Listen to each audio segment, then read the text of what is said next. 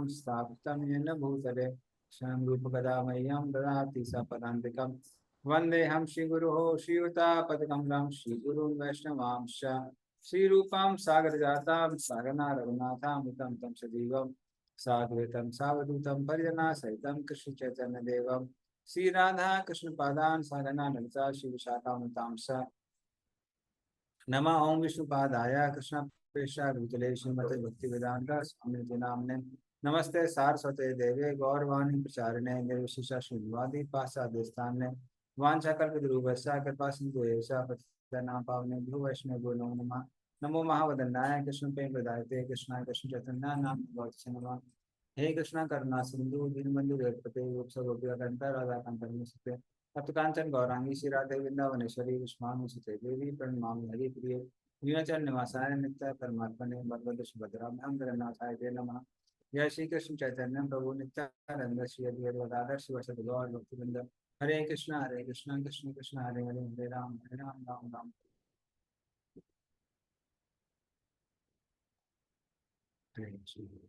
सो सुमित चैतन्य प्रभु आप screen share कर सकते हैं। अब कितना नंबर श्लोक से है? आज 9 नंबर श्लोक है।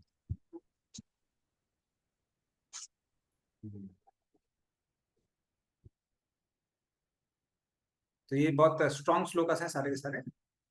परिनिष्ठितो अपि नैर्गुण्य उत्तम श्लोक लीलया गृहीत चेतारादृशे आख्यानम यत् अधीतवान। पढ़िए इसका अर्थ।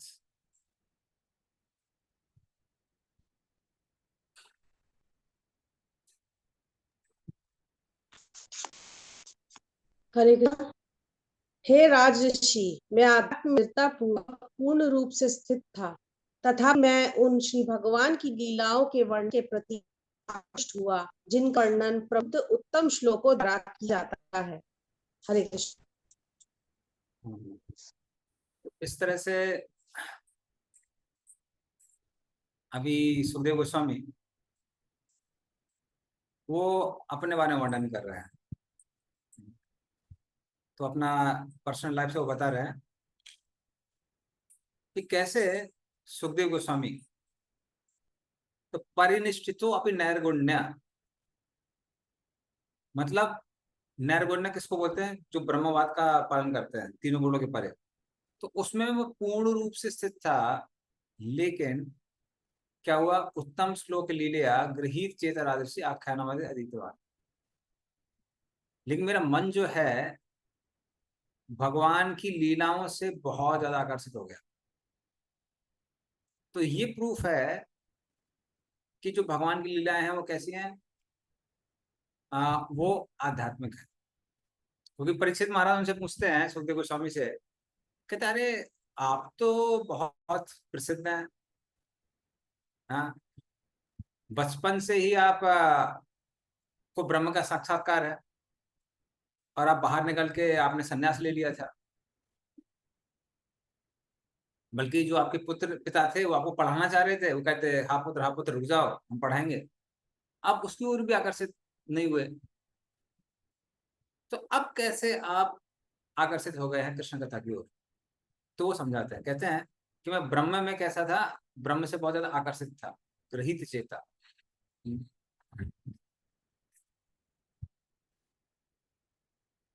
उससे बहुत आकर्षित था। हरे कृष्ण। तो 1 मिनट रुकिए। सुमित चैतन्य पॉज। जिस तरह से हम देखते हैं कि वो ब्रह्म से आकर्षित, वो बोले कि लेकिन मैं भगवान से आकर्षित हो गया। क्यों? क्योंकि भगवान की जो लीला है वो कैसी है, वो ज्यादा मधुर है।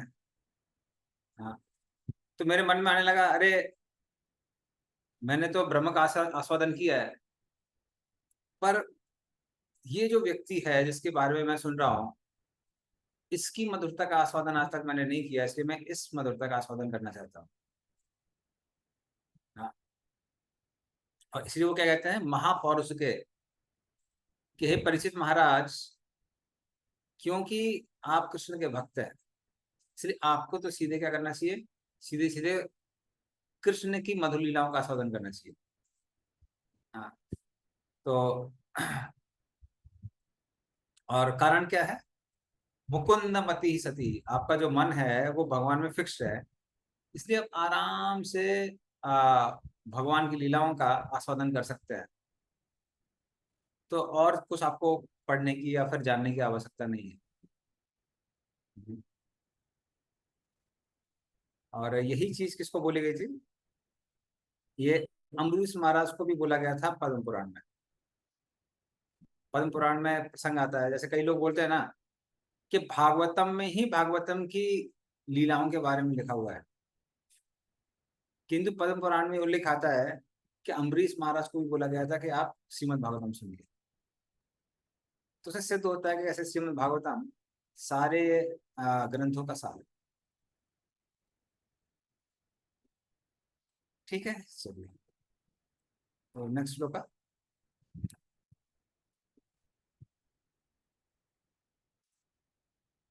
तदहम अभिधास्यामि महापौरुषिको भवान् यस्य श्रद्धतामासु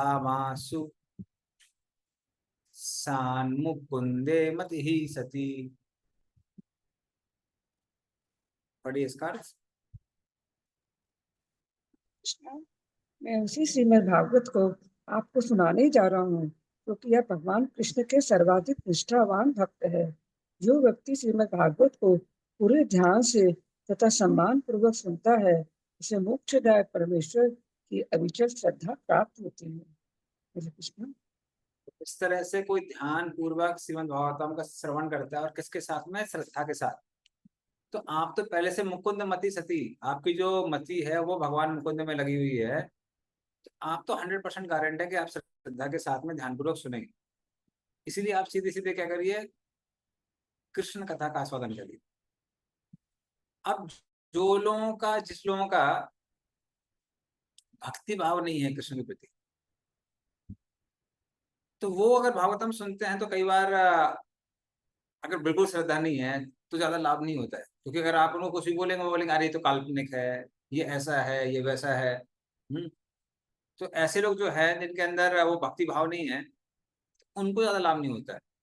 किंतु जो लोग नम्र हैं, जिनको भागवत में विश्वास है, ऐसे लोग अगर सुनते हैं तो बहुत लाभ होता है। साधारण सी चीज है कि हमने देखा होगा जनरली कि यदि किसी व्यक्ति से आपको प्रेम है, हाँ, या एप्रिसिएशन है, उसके बारे में अगर कुछ आप नेगेटिव भी सुनते हैं तो उसमें भी हम लोग अच्छा ढूंढते हैं। हाँ, जैसे कोई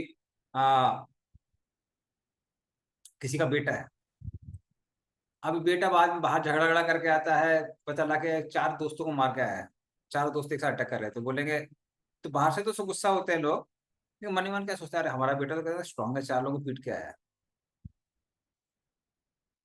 तो क्या है कि वो प्रेम के कारण ऐसा हो जाता है। वहीं अगर हम बाहर सुनते हैं, अरे एक आदमी ने 4 लोगों को मारा, फिर लगता है कि अरे कितना हिंसक आदमी है। सेम चीज क्या होती है, नेगेटिव में होती है। अगर कोई किसी के प्रति हमारा वैर भाव है, तो वो दोनों में से किसी भी रोल में होता है ना, हम उसकी बुराई करते हैं। अगर वो लोगों को मारते तो बोलता है ऐसी है, दुष्ट आदमी है, सबको मारता रहता है। और अगर वो पिट के आता तो क्या बोलते हैं, इतना दिखाता है ना, एक नंबर का कमजोर आदमी है, 4 लोग थे, एक आदमी को संभाल नहीं पाए। तो उस तरह से प्रेम का एक बहुत फर्क पड़ता है, प्रेम भाव। तो भागवतम बहुत मधुर है, पर किसके लिए मधुर है? जिसका भागवतम पर विश्वास है, जिसका कृष्ण पर विश्वास है।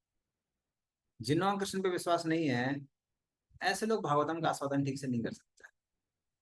इसलिए हम देखेंगे फॉरेन में कई बार लोग पीएचडी भी करते हैं भागवतम पे, बट वो कई बार क्रिटिक्स लिखते हैं, उसमें क्रिटिसाइज करते रहते हैं कि अरे कृष्ण को ये नहीं करना चाहिए, वो नहीं करना चाहिए, ये ठीक नहीं है, वो ठीक नहीं है, ऐसे बोलते रहते हैं।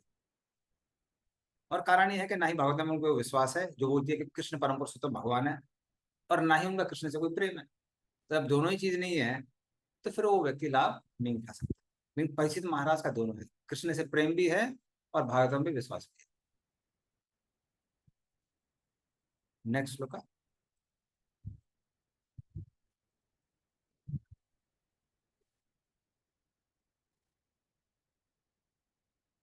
ये फेमस श्लोक है, आप पीछे पीछे दोहरा सकते हैं। एतन्निर्विद्यमानानाम् एतन्निर्विद्यमानानाम् इच्छ- इच्छतामकतो भयम् इच्छतामुपतो तो भयम् भयम योगिनां निर्णीतम् योगिनां निगृहीतम् नितम हरेर्नामानुकीर्तनम्। नाम हरेर्नामानुकीर्तनम्। अनुकीर्तनम। इसका अर्थ और तात्पर्य दोनों पढ़िए।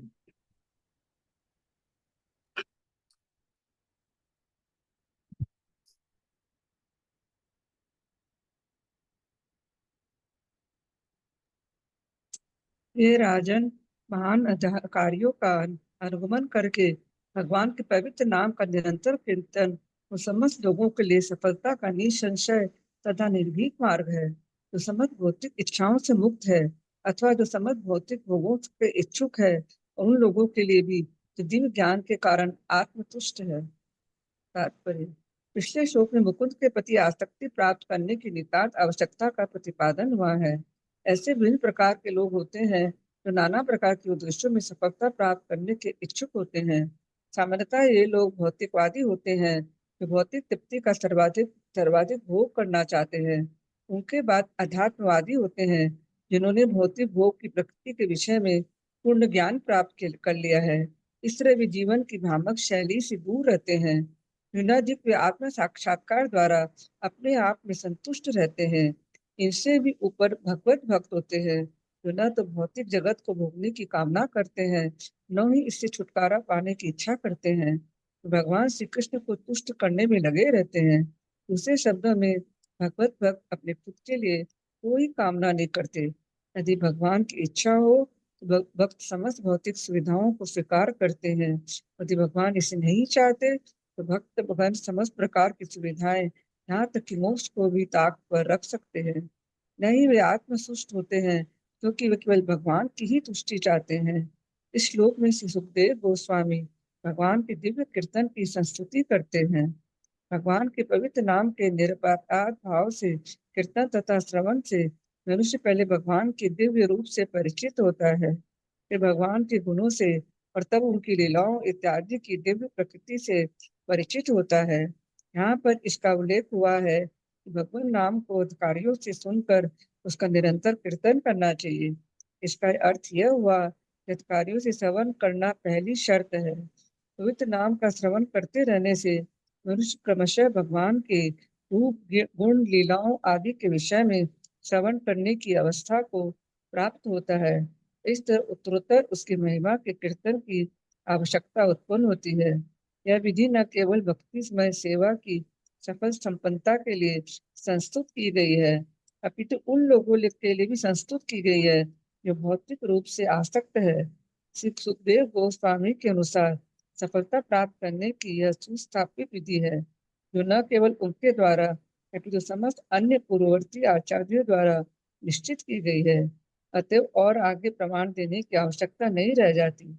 यह विधि न केवल आदर्शवादी सफलता के विभिन्न विभाग के ज्ञासियों के लिए संस्तुत है, अपितु उन लोगों के लिए भी है जिन्होंने कर्मी, दार्शनिक या भगवत भक्त के रूप में पहले ही सफलता प्राप्त कर ली है। इसलिए जीव गोस्वामी का उपदेश है कि भगवान के पवित्र नाम का जप उच्च स्वर से और साथ ही पद्म पुराण की संस्तुति के अनुसार निरपराध भाव से संपन्न किया जाना चाहिए। मनुष्य भगवान की शरण में जाकर समस्त पाप कर्मों के प्रभाव से अपने को उबार सकता है। मनुष्य भगवान के पवित्र नाम की शरण लेकर अपने आप को भगवान के चरण कमलों के प्रति किए गए अपराधों से छुड़ा सकता है। क्योंकि यदि कोई भगवान नाम के चरणों पर अपराध करता है तो अपने आप को बचा नहीं सकता। पद्म पुराण में ऐसे अपराधों का उल्लेख है जिनकी संख्या 10 बताई गई है। पहला अपराध उन महान भक्तों को कलंकित करना है जिन्होंने भगवान की महिमा का प्रचार किया है। दूसरा अपराध है भगवान के पवित्र नामों को संसारी ख्याति के रूप में देखना। भगवान समस्त ब्रह्मांडों के स्वामी है, अतः वे विभिन्न स्थानों में विभिन्न नामों से जाने जा सकते हैं, क्योंकि इससे भगवान की किसी तरह पूर्णता सिद्ध नहीं होती। भगवान के लिए प्रयुक्त कोई भी नाम, शब्दावली अन्य किसी भी नाम जैसे पवित्र है, क्योंकि वे सभी भगवान के निर्मित हैं। ऐसे पवित्र नाम भगवान के ही समान शक्तिशाली होते हैं और सृष्टि के किसी भी भाग में भगवान के किसी एक स्थानीय तौर पर परिचित नाम का कीर्तन करने तथा भगवान की महिमा के गायन करने में कोई रोक टोक नहीं है। सारे नाम कल्याणप्रद है और मनुष्य को चाहिए कि ऐसे नामों में भौतिक व्यापारिक वस्तु की तरह भेदभाव नहीं समझे। तीसरा अपराध है प्रतिष्ठित आचार्य या गुरु के आदेशों की उपेक्षा करना। चौथा अपराध शास्त्रों को या वैदिक ज्ञान को कलंकित करना है। पांचवें अपराध भगवान के पवित्र नाम को अपनी संसारी गणना के अनुसार परिभाषित करना है।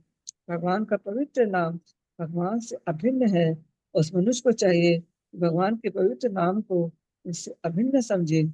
छठा अपराध है पवित्र नाम की मनमानी व्याख्या करना।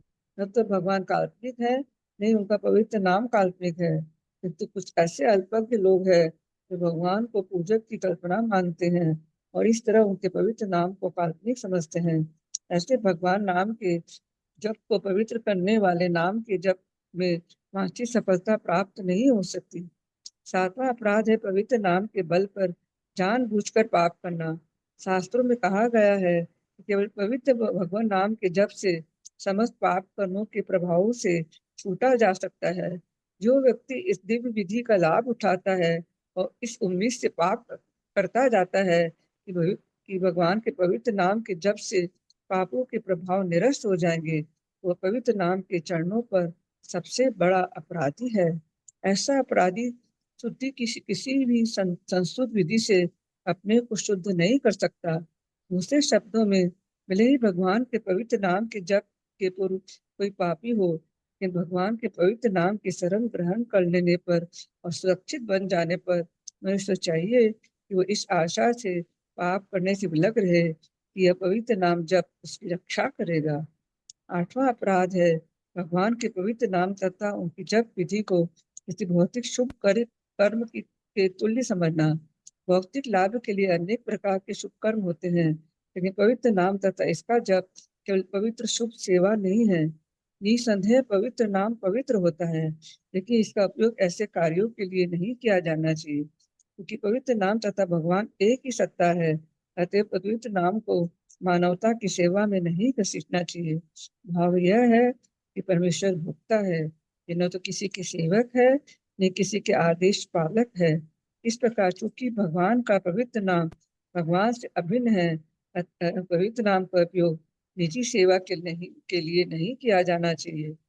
नौवां अपराध है ऐसे लोगों को पवित्र नाम की दिव्य प्रकृति के विषय में उपदेश देना जो भगवान के पवित्र का जाप नहीं करना चाहते। यदि ऐसा उपदेश अनिच्छुक श्रोतागण को दिया जाता है, इस कार्य को पवित्र नाम के चरणों पर अपराध माना जाता है। 10वां अपराध है पवित्र नाम की दिव्य प्रकृति के विषय में सुनने के बाद भी भगवान के पवित्र नाम के प्रति अरुचि प्रदर्शित करना। भगवान के पवित्र नाम के जप से जो प्रभाव अनुभव किया जाता है, वो झूठे अहंकार की धारणा से जप करने वालों की मुक्ति। झूठा अहंकार अपने को विश्व का भोक्ता समझने तथा यह सोचने के कारण प्रकट होता है विश्व की सारी वस्तुएं उसी के उपयोग के लिए है। सारा भौतिकवादी जगत मैं तथा मेरा के झूठे अहंकार से वशीभूत है, तो ऐसी भ्रांत धारणा से मुक्त होना ही पवित्र नाम के जप का असली प्रभाव होता है। हरे कृष्ण। हरे कृष्ण, धन्यवाद। तो बहुत इंपॉर्टेंट श्लोक है। तो श्लोक में मतलब जब वो सुनते हैं किससे, सूर्य गोस्वामी से, तो प्रतिमा जब सुनते हैं वो कहते हैं कि अरे देखिए भक्ति के बहुत सारे अंग हैं, आप हरि कथा की बात कर रहे हैं, तो ऐसा कौन सा अंग है जो भक्ति के सारे अंगों में सबसे ज्यादा महत्वपूर्ण है। तो सुखदेव गोस्वामी कहते हैं देखिए 5वें नंबर श्लोक में ऑलरेडी मैंने बोला हुआ था 3 अंग मुख्य हैं, श्रवण, कीर्तन और स्मरण। तो परीक्षित महाराज कहते हैं उनमें से भी सबसे मुख्य कौन सा है, तो वो कहना कि उसमें सबसे ज्यादा मुख्य है नाम रूप गुण लीला, इनका कीर्तन करना। तो फिर वो पूछा कि ठीक है इनमें बेस्ट कौन सा है, तो वो बोलते हैं अनुकीर्तन। अनुकीर्तन मतलब जैसे पूर्व आचार्यों ने कीर्तन किया है आप वैसे ही कीर्तन करिए, या फिर इनमें से भी अगर आप कोई कीर्तन कर रहे हैं तो वो कैसा होना चाहिए, कंटिन्यूस होना चाहिए। तो आ, कैसा कीर्तन करना है हम कैसे सीख सकते हैं, ये हम अपने आचार्यों से सीख सकते हैं। जैसे अगर आप चैतन्य महाप्रभु का वो देखेंगे दिनचर्या, तो वो सुबह सुबह उठ के पहले समुद्र में स्नान करने जाते थे, उसके बाद में वो पूरी मंदिर में जाके मंगल आरती अटेंड करते थे। मंगल आरती अटेंड करने के बाद में तो वो वापस आते थे और जनरली हरिदास ठाकुर से मिलने जाते थे, उनको महाप्रसाद लेके जाते थे उनके पास में, इसका जगन्नाथ प्रसाद।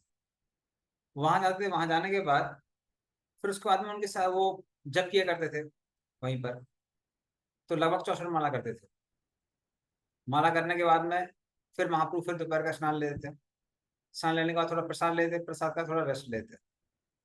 रेस्ट लेने के बाद वो जाते थे गदाधर पंडित के पास, और गदाधर पंडित से डेली 2 घंटा भागवतम के डिस्कशन करते थे। तो 2 घंटा डिस्कशन करने के बाद फिर वो इवनिंग में जाते थे पूरी मंदिर में, और पूरी मंदिर में संकीर्तन करते थे, और इस तरह से वो उनका प्रीचिंग प्रोग्राम था इवनिंग का टाइम। वो करने के बाद फिर रात के टाइम वो उनका पर्सनल टाइम था कृष्ण के साथ। तो कृष्ण के लिए रोना गाना वो सब करना, वो सब वो रात को करते। तो हम लोग पूरा उनको इमिटेट नहीं कर सकते हैं, लेकिन हम एक आइडिया ले सकते हैं। एक आइडिया लेके उसके अनुसार अपने जीवन को ढाल सकते हैं। तो मुख्यतः उनका अगर आप देखा जाए तो 2 चीजों पर उन्होंने काफी जोर दिया है, वो है आ, हरे कृष्णा मंत्र का जप करना, संकीर्तन करना, और श्रीमद् भागवतम, श्रीमद् भागवतम का साधन करना। इन पे चैतन्य महाप्रभु ने ज्यादा जोर दिया है। तो इसलिए क्या बोला उन्होंने, आ, योगी नाम निर्णीतम, हाँ, एतन निर्विद्यमानम इच्छतामकतो भयम, योगी नाम निर्णीतम हरे नामा अनुकीर्तनम। तो पूर्व आचार्यों के पथ पे चलते हुए आप कीर्तन करिए, फिर और ज्यादा टेंशन लेने की कोई जरूरत नहीं है। और ये जो कीर्तन है, संकीर्तन है, इसमें शुद्धता और अशुद्धता का भी कोई लेना देना नहीं है। काल, स्थान, लोग, पात्र, वहां शुद्ध है या अशुद्ध है कोई फर्क नहीं पड़ता है। जो लोग आउटकास्ट कई बार होते हैं, उनसे अगर आप बोलेंगे कि आप विग्रह पूजा करिए तो वो संभव नहीं होता उनके। जैसे एक समय की बात है कि कुछ आउटकास्ट लोग थे जो उडुपी मंदिर में वहां की पूजा विधि विधि के अगेंस्ट में बोलने लगे कि ये क्या है, आप ही लोग जा सकते हैं, भगवान की पूजा कर सकते हैं, हमको भी करना है। तो वहां के जो आचार्य थे वो बोले कि ठीक है, हम नियम आपको बताते हैं, अगर आप फॉलो कर सकते हैं तो आप भी पूजा कर सकते हैं। उन्होंने बोला ठीक है बताइए नियम। तो बोलने लगे सुबह सुबह जाते हैं तो हम लोग तो पानी भी नहीं पीते हैं, क्योंकि अगर आपको मलमूत्र त्यागना होता है तो उसके बाद स्नान करना पड़ता है। तो उस डर से हम लोग पानी भी नहीं पीते हैं। फिर उन्होंने क्या करके विधियों का विवरण दिया। उन्होंने बोला कोई भी सच में जो भी ना नौ छेद है कहीं भी उंगली नहीं जानी चाहिए। हम्म, वो किया तो आपको स्नान करना पड़ेगा। बल्कि अगर आपके शरीर से वायु भी बाहर आती है तो भी आपको स्नान करना पड़ेगा, वहां जो कुंड बना हुआ है। तो जब उन्होंने पूरा विवरण दिया तो वो लोग कहने लगे नहीं नहीं नहीं, आप जो कर रहे हैं ना, आप पूजा बहुत अच्छे से कर रहे हैं, आप करते रहिए, कोई दिक्कत नहीं, हम लोग आके दर्शन लेके चले जाएंगे। तो विग्रह पूजा करना इतना आसान नहीं होता।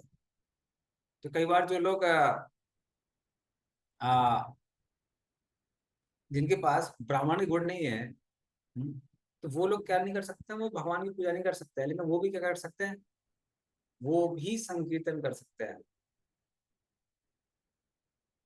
बल्कि साधक भी कर सकते हैं और सिद्ध भी कर सकते हैं, ये दोनों के दोनों संकीर्तन कर सकते हैं। तो आउटकास्ट भी कर सकते हैं, इनकास्ट भी कर सकते हैं, मिडिल कास्ट भी कर सकते हैं, सब कर सकते हैं। साधक भी कर सकते हैं, सिद्ध भी कर सकते हैं, जिनको अपना स्वरूप चल गया वो भी कर सकते हैं। फिर निर्विद्यमान नाम, अर्थात जो मोक्ष के उपासक हैं वो भी कर सकते हैं। इच्छता, वो जिनको भौतिक इच्छाएं हैं वो भी कर सकते हैं, किंतु जो स्वर्ग इत्यादि की इच्छा कर रहे हैं उनकी वो इच्छाएं पूरी होंगी, जो मोक्ष की इच्छा कर रहे हैं उनको मोक्ष की इच्छा पूरी होगी, और जो कृष्ण की भक्ति करना चाहते हैं बिना कर्म और ज्ञान के, उनकी वो इच्छा पूरी होगी। इस तरह से रिजल्ट सेम नहीं होगा, हालांकि सबकी प्रोसेस सेम। और इसी वजह से ये जो 10 अपराध हैं वो पिक्चर में आते हैं। 10 अपराध पिक्चर में क्यों आते हैं आप देखेंगे। 10 अपराध पूरे के पूरे जो हैं वो इस फोकस के साथ में है कि आप आध्यात्मिक चीजों को आध्यात्मिक दृष्टिकोण से ही देखें, आध्यात्मिक चीजों को भौतिक दृष्टिकोण से ना देखें। क्योंकि जो लोग नास्तिक हैं वो हरि कथा को काल्पनिक समझते हैं। जो लोग आस्तिक हैं लेकिन देवी देवताओं की पूजा करने वाले हैं, वो सोचते हैं कि ये भी कल्याण करने वाला है, पुण्य देने वाला है, तो ये भी उसको क्या मानते हैं, सिर्फ पुण्य देने वाला समझते हैं। फिर जो लोग ब्रह्मवादी होते हैं उनको लगता है कि ठीक है ये भगवान की लीलाएं भौतिक जगत में, ये इनका आध्यात्मिक से कुछ लेना देना नहीं। और इसी वजह से लोग क्या करते हैं, अपराध करते हैं। किंतु जो भक्त हैं उनको पता है कि ये सब के सब कैसी हैं, ये लीलाएं हैं, ये सब आध्यात्मिक लीलाएं हैं। इसीलिए अगर हम उनको भौतिक दृष्टिकोण से देखते हैं तो वो 10 अपराध हो जाते हैं। जैसे भक्त असाधारण है, अगर हम उनको साधारण मनुष्य की तरह देखते हैं तो पहला अपराध हो जाता है। भगवान विष्णु को हम साधारण देवी देवता मानते हैं, दूसरा हो जाता है। स्पिरिचुअल मास्टर को अगर हम साधारण मानते हैं, तीसरा हो जाता है। हाँ? हरि नाम को अगर मान लिया हम साधारण मानते हैं तो 5वां अपराध हो जाता है। तो इस तरह से ये सारे के सारे अपराध किसकी वजह से होते हैं अगर हम आध्यात्मिक चीजों को कैसे देखते हैं, भौतिक दृष्टिकोण से। तो उसको एलिवेट करने के लिए चेतना को एलिवेट करने के लिए 10 अपराध से बचने के लिए बोला था। ओके, नेक्स्ट श्लोक पे जाते हैं हम लोग।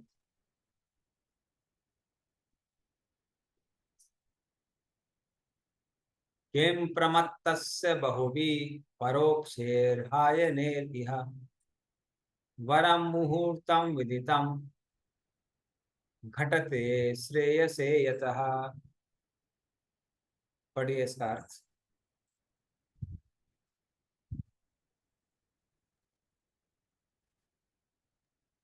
हरे कृष्ण।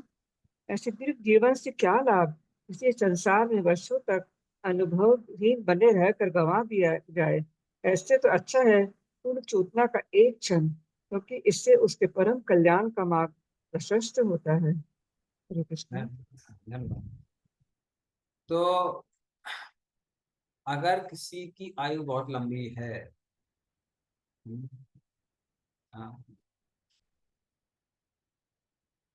तो वो क्यों बोल रहे हैं, वो इसलिए बोल रहे हैं क्योंकि परीक्षित महाराज बोलते हैं अरे आपने एसेंस बताया, बड़ा लेट बताया, हमारे पास सिर्फ 7 दिन है, तो मेरे पास समय बहुत कम है, मैं क्या करूं।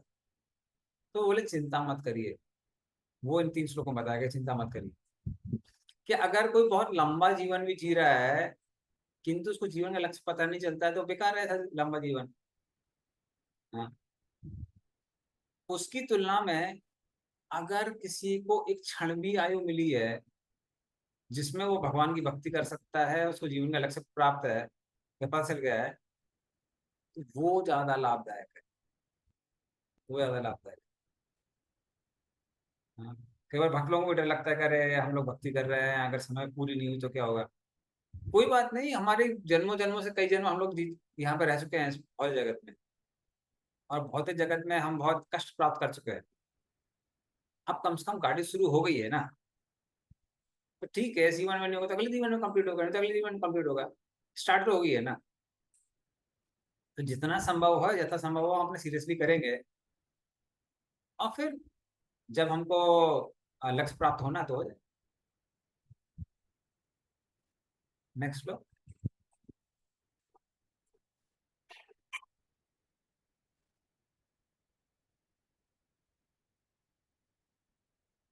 उसका भी उदाहरण आया है अगले श्लोक में। खट्वांगो नाम राजर्षिर ज्ञात्वे यत्ताम इहायुषः मुहूर्ता सर्वम उत्सृज्य गतवान अभयम हरिम। हरे कृष्ण व्रज दंडवत प्रणाम। मैं पढ़ूं। पढ़िए। राजर्षि खट्वांग को जब यह सूचना दी गई कि उनकी आयु का केवल एक क्षण मुहूर्त शेष है, तो उन्होंने तुरंत अपने आप को समस्त भौतिक कार्यकलापों से मुक्त करके परम रक्षक श्री भगवान की शरण ले ली। हरे कृष्ण दंडवत प्रणाम। हाँ, तात्पर्य भी पढ़ी फिर इसका, तात्पर्य में कथा भी हुई है उनकी। पूरी तरह से प्रतिबद्ध व्यक्ति को अपने वर्तमान मनुष्य जीवन के मूल कर्तव्य का ज्ञान होना चाहिए। भौतिक जीवन की तुरंत की आवश्यकताओं की पूर्ति के लिए किया गया कर्म ही सब कुछ नहीं है। मनुष्य को अगले जीवन में श्रेष्ठतम पद प्राप्त करने के लिए अपने कर्तव्य के प्रति सजग रहना चाहिए।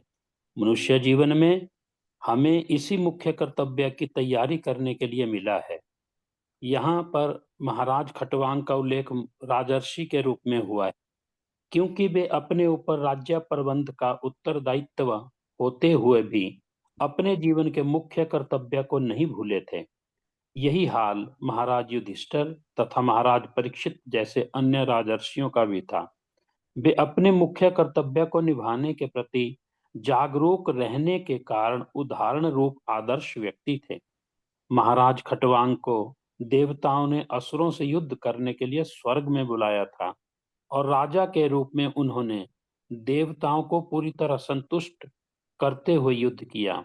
इस पर देवताओं ने प्रसन्न होकर उन्हें भौतिक भोग का कोई वर देना चाहा, लेकिन चूंकि महाराज खट्वांग अपने प्रमुख कर्तव्य के प्रति अत्यंत जागरूक थे, अतएव उन्होंने देवताओं से अपने शेष जीवन की अवधि के विषय में पूछा। इसका अर्थ यह है कि वे देवताओं से भौतिक वर प्राप्त करने के उद्देश्य में न थे, क्योंकि उन्हें अगले जीवन की तैयारी करनी थी। किंतु देवताओं ने उन्हें बताया कि उनके जीवन का केवल एक क्षण शेष है, जो राजा ने तुरंत उस स्वर्ग लोक को छोड़ दिया जो उच्च स्तरीय भौतिक भोग से पूरित है, और इस पृथ्वी पर आकर उन्होंने परम रक्षक श्री भगवान की शरण ली। वे अपने महत् प्रयास में सफल रहे और उन्हें मुक्ति प्राप्त हुई। राजर्षि द्वारा यह प्रयास यद्यपि एक क्षण के लिए था, किंतु सफल रहा, क्योंकि वे अपने मुख्य कर्तव्य के प्रति सदैव जागरूक रहे। इस तरह से महाराज परीक्षित को महान श्रील सुखदेव गोस्वामी द्वारा प्रोत्साहित किया गया।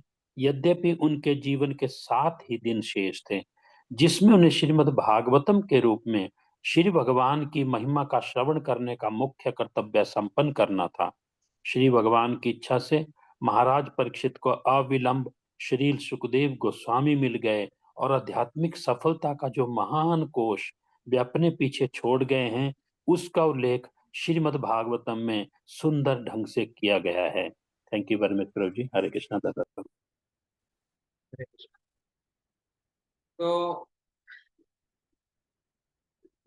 खट्वांग महाराज की कथा, इंटरेस्टिंग कथा यहाँ पे आती है कि कैसे उनके मास मात्र एक क्षण बचा हुआ था, और कारण ये था कि यहाँ की आयु, यहाँ की जो गणना है समय की, वो अलग है और स्वर्ग की अलग है। तो इतना रिस्क लेके स्वर्ग में गए और देवताओं को असुरों के विरुद्ध सफलता प्राप्त कराई। तो फिर देवता लोग खुश हो गए, बोले क्या चाहिए। इंद्रदेव बोले इंद्रासन चाहिए, तो हम इंद्रासन दे देंगे। तो फिर वो खट्वांग महाराज कहने लगे, ये बताओ टाइम कितना बचा हुआ। तो उनको देवताओं को पता एक क्षण बचा हुआ था, जो बोल रहे थे कि आराम से लेना हो तो ले लीजिए, जो चाहिए वो हम दे देंगे, तो टाइम बहुत कम बचा हुआ है। तब खट्वांग महाराज कहने लगे कि एक टाइम समय बचा हुआ है, तुरंत हमारी तैयारी करिए कि हम तुरंत पृथ्वी लोक पे जाए। तो जैसे वो पृथ्वी लोक पे आते हैं, एक मुहूर्त भगवान पे ध्यान करते हैं और भगवत धाम चले जाते हैं। तो हालांकि सत्य ये है कि खट्वांग महाराज पहले से भगवान के महान भक्त थे, और अपनी जिम्मेदारियों के कारण वो एक्सक्लूसिव शेल्टर नहीं ले पा रहे थे भगवान। तो कई बार भक्तों के साथ ऐसा होता है सिर्फ यहाँ नहीं होता है, इवन ब्रह्मचर्य आश्रम में भी होता है। कई बार भक्तों की ऐसी सेवाएं मिलती हैं कि साधना पे ध्यान देना बहुत मुश्किल हो जाता है, लेकिन अगर भक्त सिंसियर है तो जैसे ही उसको टाइम मिलता है वो टाइम वेस्ट नहीं करता, तुरंत वो हरि कथा हरि नाम में डूब जाता है और डूबने के बाद में आराम से भगवान को प्राप्त कर लेता है। तो वो परीक्षित महाराज को एंकरेज करें, सुखदेव गोस्वामी कह रहे हैं कि आपके पास तो 7 दिन है, उनके पास तो एक मुहूर्त था मात्र, तो आपके पास ज्यादा टाइम है, तो आपके पास ज्यादा टाइम है तो आप आराम से सफल हो जाएंगे भगवान को प्राप्त करने में, तो आप चिंता मत करिए। नेक्स्ट लो।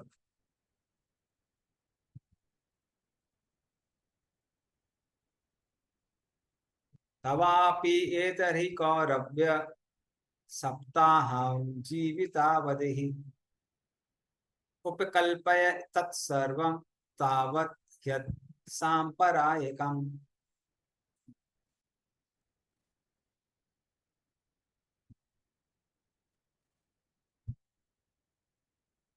पढ़िए इसका अर्थ।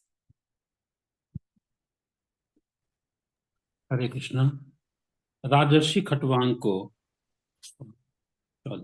हे महाराज परीक्षित, अब आपकी आयु के और 7 दिन शेष हैं, अतएव इस अवधि में आप उन समस्त अनुष्ठानों को संपन्न कर सकते हैं जो आपके अगले जीवन के परम कल्याण के लिए आवश्यक हैं।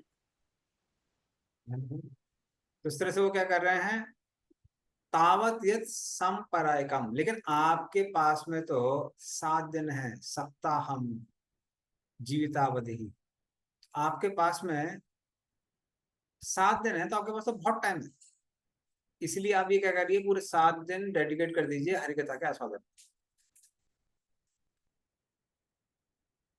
अंत काले तु पुरुष आगते गत साधवसः छिन्द्याद संग शस्त्रेण स्पृहाम देहे अनुये चतम। हरे कृष्ण।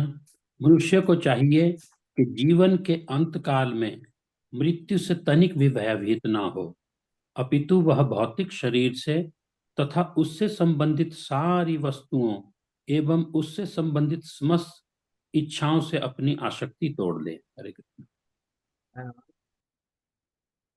तो वो डेथ के टाइम प्रिपेयर होने की बात कर रहे हैं, क्योंकि वो पूछ रहे हैं कि ठीक है, जो व्यक्ति एकदम मृत्यु करीब आ गया उसको क्या करना चाहिए, समय भी नहीं हो उसके पास। हाँ, तो क्या करना चाहिए उसको, ब्रह्म प्रवेश करना चाहिए, योग करना चाहिए, क्या करना चाहिए? क्योंकि कई लोग बोल रहे थे योग का ध्यान करेगा, आप तो बिल्कुल मृत्यु के करीब ही आ गए हैं।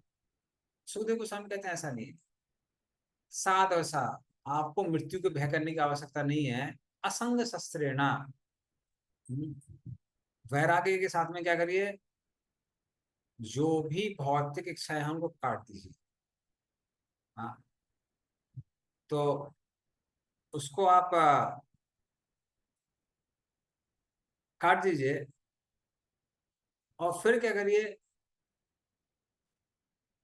अपना ध्यान भगवान पे लगाइए। क्योंकि होता क्या है कि जो व्यक्ति मृत्यु से बहुत ज्यादा भयभीत हो जाता है वो तैयारी करना भूल जाता है। हाँ, तो वो इसलिए किसी भी इमोशंस को बहुत ज्यादा हमको हमारे ऊपर हावी नहीं होने देना चाहिए। और कोई भी इमोशन बहुत ज्यादा हावी हो जाता है तो फिर क्या होता है, बुद्धि काम करना बंद कर देती है। इसलिए उन्होंने बोला कि आप बहुत ज्यादा भयभीत ना हो, बल्कि उसका प्रयोग करिए, उपयोग करिए, किसके लिए, भौतिक आसक्तियों को काट के भगवान पे ध्यान करने के लिए। इसलिए भय मत करिए। तो वहां पर सुखदेव गोस्वामी कह रहे हैं प्रिपेयर करिए, जस्ट प्रिपेयर। नेक्स्ट लो।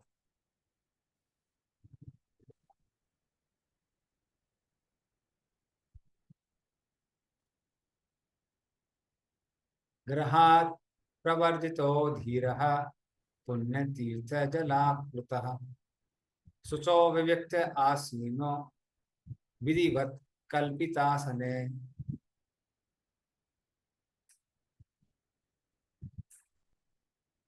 हरे कृष्णा। मनुष्य को घर छोड़ करके आत्म संयम का अभ्यास करना चाहिए। उसे तीर्थ स्थानों में नियमित रूप से स्नान करना चाहिए और ठीक से शुद्ध होकर एकांत स्थान में आसन जमाना चाहिए। हरे कृष्ण। इसका तात्पर्य पढ़िए, काफी प्रैक्टिकल। तात्पर्य श्री प्रभुपाद जी की जय। श्रेष्ठतर अगले जीवन की तैयारी के लिए मनुष्य को अपना तथा तथाकथित घर छोड़ देना चाहिए।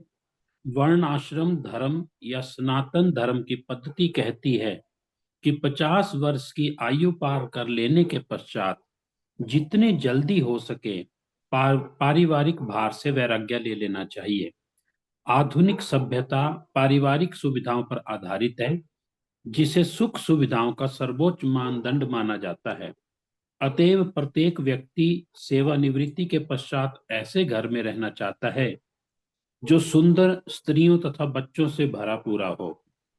वह ऐसे सुविधापूर्ण घर से बाहर जाने की रंच मात्र भी इच्छा नहीं रखता। उच्च सरकारी अधिकारी तथा मंत्री मृत्यु के समय तक अपने उपहार रूपी पदों पर चिपके रहते हैं और वे इन घरेलू सुविधाओं से बाहर निकलने का स्वप्न में भी विचार नहीं करते। ऐसे व्यामोह से बंध कर भौतिकवादी व्यक्ति इससे भी अधिक सुखी जीवन की विविध योजनाएं तैयार करते हैं, किंतु क्रूर मृत्यु सहसा बड़े से बड़े योजनाकारों को उसी की इच्छा के विरुद्ध उठा लेती है और उसे इस शरीर को त्याग कर दूसरा शरीर धारण करने के लिए बाध्य कर देती है। इस तरह ऐसे योजनाकार को अपने किए गए पूर्व कर्मों के अनुसार 84 लाख योनियों में से कोई एक शरीर ग्रहण करने के लिए बाध्य किया जाता है। जो लोग पारिवारिक सुविधाओं के प्रति अधिक आसक्त होते हैं, उन्हें अगले जीवन में इस पाप में लंबी आयु में किए गए पाप कर्मों के कारण निम्न योनि प्रदान की जाती है। इस तरह मानव जीवन की सारी शक्ति नष्ट हो जाती है। मनुष्य जीवन को इस प्रकार नष्ट होने और काल्पनिक वस्तुओं में लिप्त रहने से बचाने हेतु मनुष्य को यदि पहले नहीं तो कम से कम 50 वर्ष की आयु में सावधान हो जाना चाहिए। सिद्धांत यह है कि मनुष्य इसे स्वीकार कर ले कि मृत्यु की खतरे की घंटी 50 वर्ष की आयु पूरी करने से पहले ही बज जाती है। अतएव हर हालत में उसे श्रेष्ठतर भावी जीवन के लिए तैयारी करनी चाहिए। सनातन धर्म संस्था की पद्धति ऐसी बनाई गई है कि इसका पालन करने वाला मनुष्य जीवन के विनष्ट होने की किसी प्रकार की संभावना के बिना श्रेष्ठतर अगले जीवन के लिए प्रशिक्षित हो जाए। संसार भर में पवित्र स्थल तीर्थ स्थल उन सेवानिवृत्त व्यक्तियों के आवास के लिए हैं जो श्रेष्ठतर अगले जीवन की तैयारी करने में संलग्न रहते हैं। इसीलिए बुद्धिमान मनुष्यों को जीवन के अंत में 50 वर्ष की आयु के पश्चात जीवन में बंधन रूप पारिवारिक आसक्ति से मुक्त होने के लिए आध्यात्मिक कायाकल्प का जीवन बिताने के उद्देश्य से तीर्थों में जाना चाहिए। मनुष्य को भौतिक आसक्ति से छुटकारा पाने के लिए गृह त्याग करने की संस्तुति की जाती है, क्योंकि जो व्यक्ति मृत्यु तक पारिवारिक जीवन से चिपका रहता है वह भौतिक आसक्ति को त्याग नहीं सकता, और जब तक वह भौतिक आसक्ति को नहीं छोड़ता तब तक वह आध्यात्मिक स्वतंत्रता को नहीं समझ पाता। लेकिन उसे गृह त्याग करके या तीर्थ स्थान में वैध या अवैध रूप से दूसरा घर बनाकर आत्म संतुष्ट नहीं हो जाना चाहिए। ऐसे अनेक लोग हैं जो घर छोड़कर ऐसे तीर्थ स्थानों में जाते हैं किंतु विपरीत लिंगी कुसंगति में पड़कर पुनः गृहस्थ बन जाते हैं। माया की मोहिनी शक्ति इतनी प्रबल है कि जीवन की प्रत्येक अवस्था में यहाँ तक कि अपने सुखी घर का त्याग करने के पश्चात भी मनुष्य ऐसे मोह में पड़ सकता है। अतएव यह अनिवार्य है कि मनुष्य ब्रह्मचर्य द्वारा यौन लिप्सा से रहित होकर आत्म संयम का अभ्यास करे। जो व्यक्ति जीवन सुधारना चाहता है उसके लिए यौन लिप्सा आत्मघात या उससे भी बढ़कर है। अतएव पारिवारिक जीवन से पृथक रहने का अर्थ है समस्त इंद्रिय इच्छाओं पर और विशेष रूप से यौन इच्छा पर संयम रखना। इसकी विधि यह है कि मनुष्य को कुश, मृग चर्म तथा दरी का पवित्र आसन तैयार करना चाहिए और उस पर बैठकर उपयुक्त विधि से निरपराध भाव से श्री भगवान के पवित्र नाम का जप करना चाहिए। यह समूची विधि मन को भौतिक कार्यों से खींचकर श्री भगवान के चरण कमलों में स्थिर करने के निमित्त है। यह सरल विधि ही सर्वोच्च आध्यात्मिक सफलता दिलाने में सहायक होगी। हरे कृष्णा, दंडवत प्रणाम। Thank you very much. Hare Krishna. तो एक्चुअली अभी क्या करते हैं, अभी वो सुखदेव गोस्वामी आसपास देखते हैं कि यहाँ पर कुछ योगी लोग भी बैठे हुए हैं, कुछ ज्ञानी भी बैठे हुए हैं। तो इन श्लोकों में अभी वो किसके बारे में बता रहे हैं? वो योग के बारे में बता रहे हैं। तो ये योग की विधियां हैं जिनके बारे में वो वर्णन कर रहे हैं। तो अभी हम लोग, अभी तो मैं नहीं करूंगा, एक और श्लोक कर लेते हैं, एक दो श्लोक और कर लेते हैं, फिर मैं पूरी इसकी साइकिल बताऊंगा कि कैसे। क्योंकि अभी वो क्या करने वाले हैं इस अध्याय में और अगले अध्याय में, इस श्लोक से आगे बढ़ के वो योगी योग जो अष्टांग योग इसके बारे में बताने वाले हैं, चक्र योगा, क्रम मुक्ति इसके बारे में बताने वाले हैं। और फिर दूसरे अध्याय के एंड में आते आते वो उसकी तुलना करेंगे किससे? भक्ति से करेंगे, और बताएंगे कैसे भक्ति अष्टांग योग से श्रेष्ठ है। तो अभी बाकी लोगों को संतुष्ट करने के लिए और कन्विंस करने के लिए कैसे भक्ति सबसे उच्चतम पथ है, वो अभी इसके बारे में बता रहा है, अष्टांग योग के बारे में। ठीक है, नेक्स्ट श्लोक का।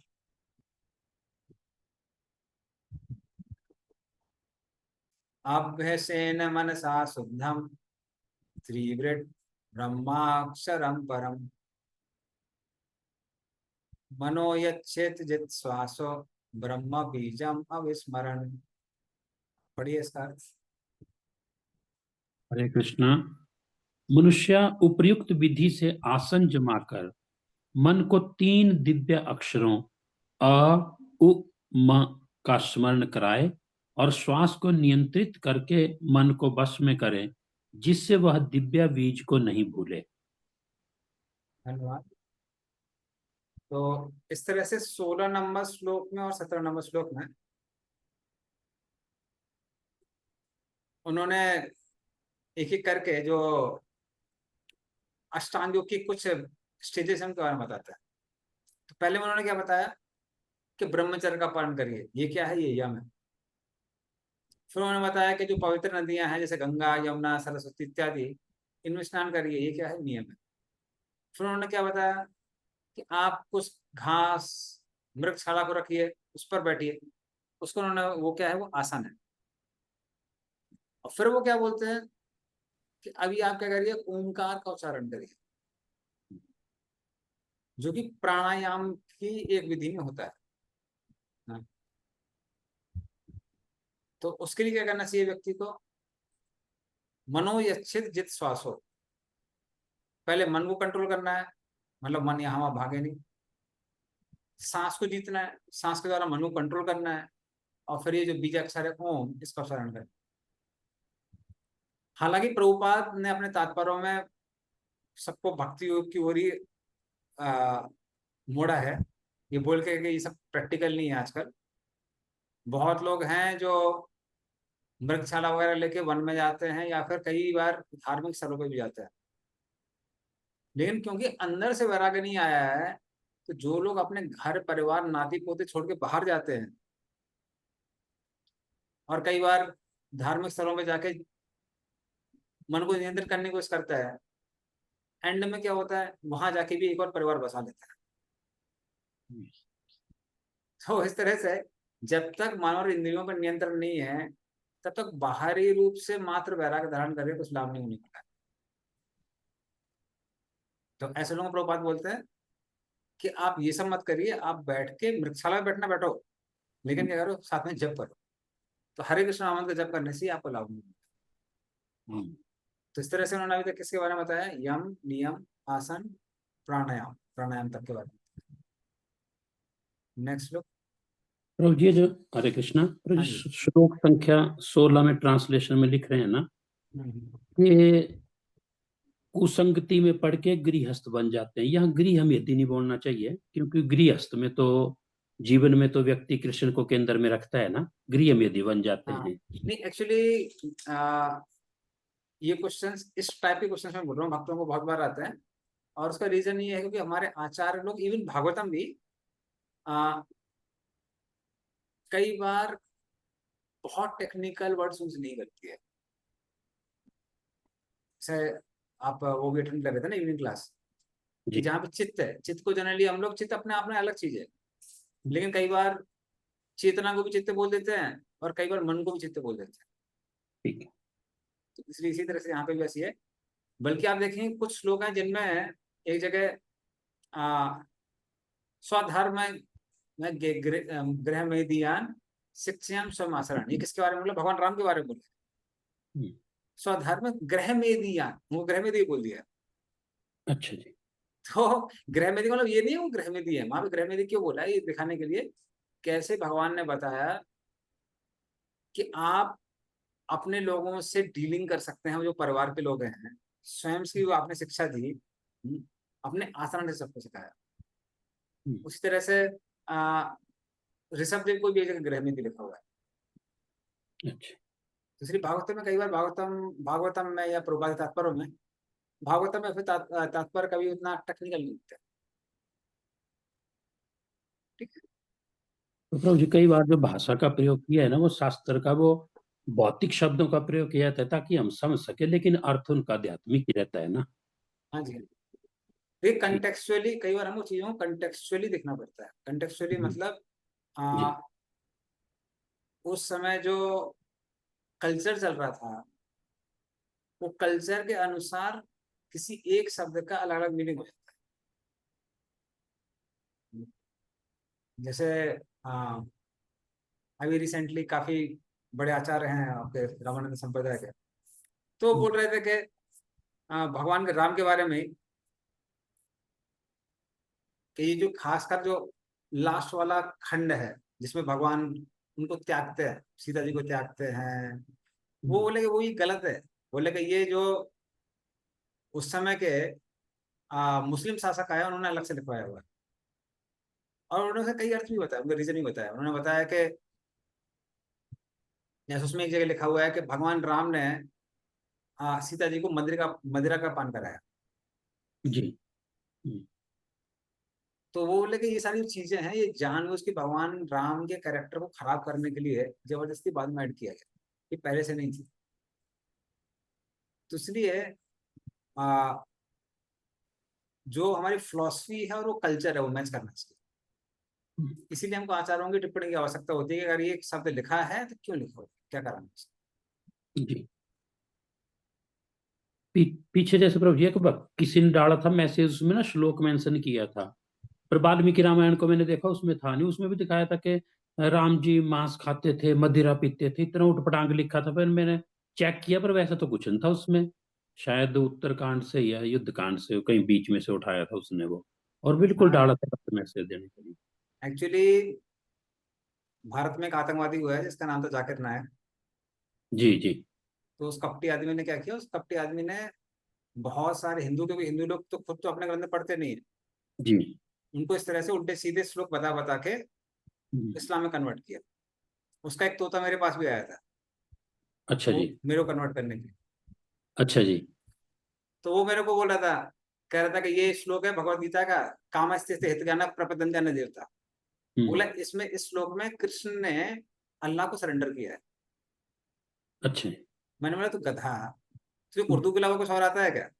फिर मैं उसको ये करके समझाया, मैंने को इसका ये मीनिंग है। कह रहे नहीं, आपकी भगवत गीता अलग है, दूसरी कुछ और है, ऐसा है वैसा है। और एंड में मेरे को कुरान देके चला गया, और उसकी कुरान में देखा, उस कुरान में बहुत भयंकर लिखा हुआ है, तो वो मैं डिस्कस नहीं करूंगा, हम लोग रिकॉर्ड हो रहा है। जी लेकिन जी। ऐसे दुष्ट लोगों ने कई बार अपने मन से श्लोक बनाए हैं, या फिर उनको तोड़ मरोड़ करके बताया है। जैसे एक वेबसाइट थी, ये हम लोग का ILS में ही हुआ था, कि एक बहुत वरिष्ठ भक्त हैं इस्कॉन के, वो समहाउ उस वेबसाइट से आ गए, तो उनको लगने लगा कि ये आदमी ने सही बोला होगा। तो वो भी कहने लगे नहीं नहीं भगवान राम है, भगवान तो भगवान है, उन्होंने भी मांस खाया था ऐसा वैसा। तो कुछ भक्त लोग बहुत नाराज हो गए। तो उन्होंने बोला कहाँ दिया तुमने, ये वेबसाइट का वो दिया रेफरेंस। जब भक्तों ने वेबसाइट का पूरा वो खोजा लिंक, तो पता लगा वो मुसलमान की बनाई हुई वेबसाइट है। अच्छा जी। और कई बार उन्होंने जो कुछ श्लोक कोट किए थे वो सही से, पर उसका मीनिंग कुछ और था। जी। एक भक्त ने मेरे को भी 4-5 रेफरेंस दिखाए थे और बोला था प्रभु जी इसमें ऐसा दिया हुआ है, ये देखिए। हम्म, हम्म, तो जब मैंने उसको पेज खोल के देखा तो उसमें लिखा हुआ था कि रमणयति, भगवान राम यहाँ पर जाके जानवरों के बीच में रमण करने लगे। अब रमण का मतलब होता है आनंद लेना, हम्म, इसका मतलब खाना नहीं होता है। हम्म, ट्रांसलेशन क्या अलग हुआ था कि भगवान राम यहाँ जाके उन्होंने वो पशु पक्षी खाने लगे। राधा रमण का मतलब राधा का आनंद लेने वाला है, ना ही कि राधा को खाने वाला है। तो जी जो गधे होते हैं वो जी इसको सच मान लेते हैं अगर इनको संस्कृत आती नहीं है। और वो लोग फिर जी। कई बार कन्वर्ट भी हो जाते हैं, बोले नहीं भगवान राम ने मांस खाया, ये खाया वो खाया। हम्म, कई बार जो हिंदू हैं जिनका भी कल्चरल बैकग्राउंड ऐसा है कि वो खुद मांस खाते हैं, अब वो जी जस्टिफाई करना चाहते हैं। जी। जैसे हैदराबाद के श्री वैष्णव थे, वहाँ के जो भी वहाँ के नवाब वगैरह हुए हैं, जबरदस्ती जी उनको उन्होंने मीट ईटर बना दिया था। जी उसमें से भी बहुत सारे लोग हैं जिन्होंने, आप बोलेंगे देखेंगे टाइटल श्री वैष्णव वाला टाइटल है। जी। तो वो लोग भी कई बार ऐसे कन्वर्ट करते हैं दिखाने के लिए कि हाँ भगवान राम ने मांस खाया था, ताकि वो भी मांस खा सके, उनको फ्रीडम मिल सके। राइट। ठीक। लेकिन अगर हम वो सांसों खोल के देखिए उसमें बहुत क्लियर है। रमण जी यति का पहला मीनिंग होता है आनंद लेना, वहां जाके हम्म, उन्होंने आनंद लिया। जी। ठीक। Thank you. ठीक है, रामायण का दिन है और रामायण भी है तो एग्जाम्पल भी ठीक ठाक मिल गया। जी जी जी। Thank you. ठीक है, नेक्स्ट श्लोक।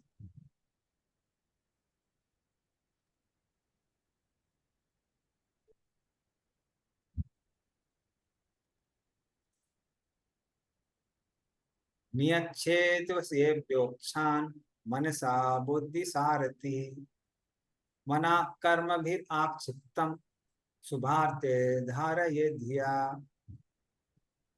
पढ़िए अरे, इसका अर्थ।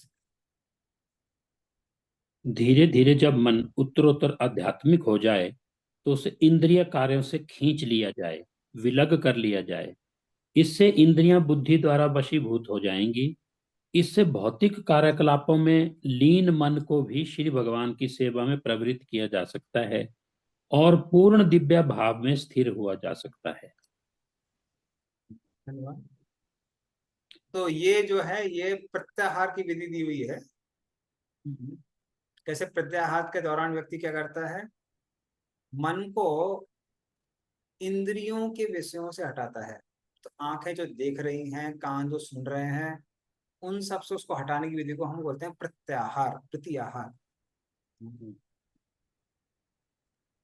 और आ, उसके बाद उसको क्या करना चाहिए, शुभ अर्थे, अर्थात जो शुभ रूप हैं उन पे लगाना चाहिए मन को, जैसे कि भगवान का रूप है।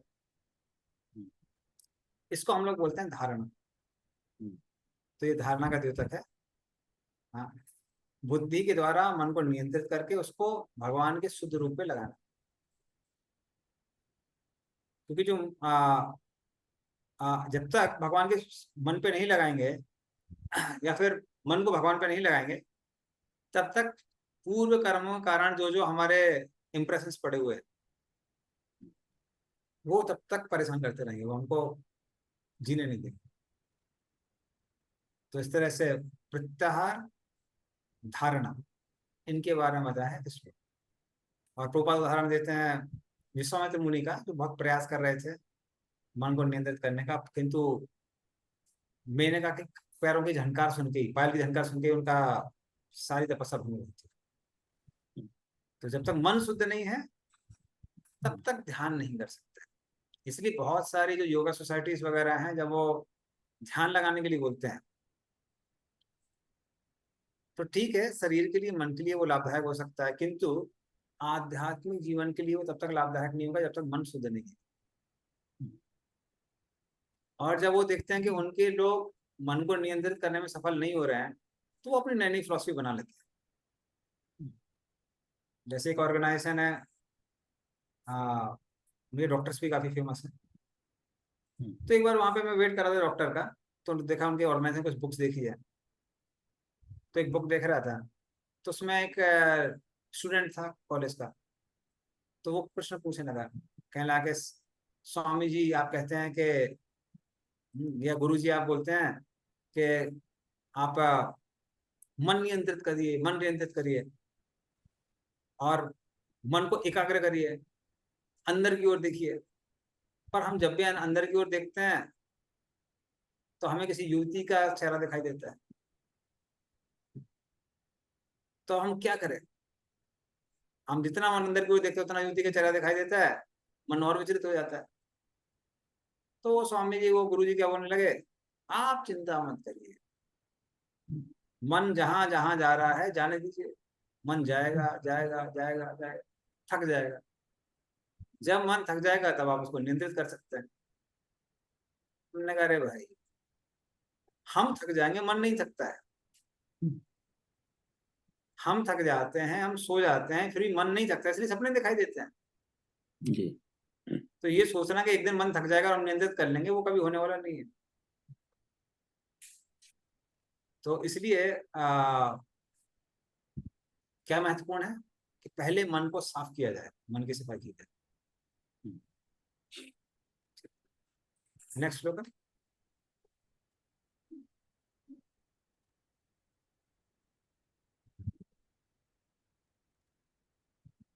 तत्रैकावयवं ध्यायेत् अव्युच्छिन्नेन चेतसा मनो निर्विषयं युक्त्वा तथा किंचन न स्मरेत् पदं तत्परमं विष्णोर् मनो यत्र प्रसीदति। बढ़िया हरे समाज। कृष्ण। तत्पश्चात भगवान श्री विष्णु के पूर्ण शरीर की अवधारणा को हटाए बिना एक एक करके उनके अंगों का ध्यान करना चाहिए। इस तरह मन समस्त इंद्रिय विषयों से मुक्त हो जाता है। तब चिंतन के लिए कोई अन्य वस्तु नहीं रह जानी चाहिए, क्योंकि भगवान श्री विष्णु परम सत्य हैं।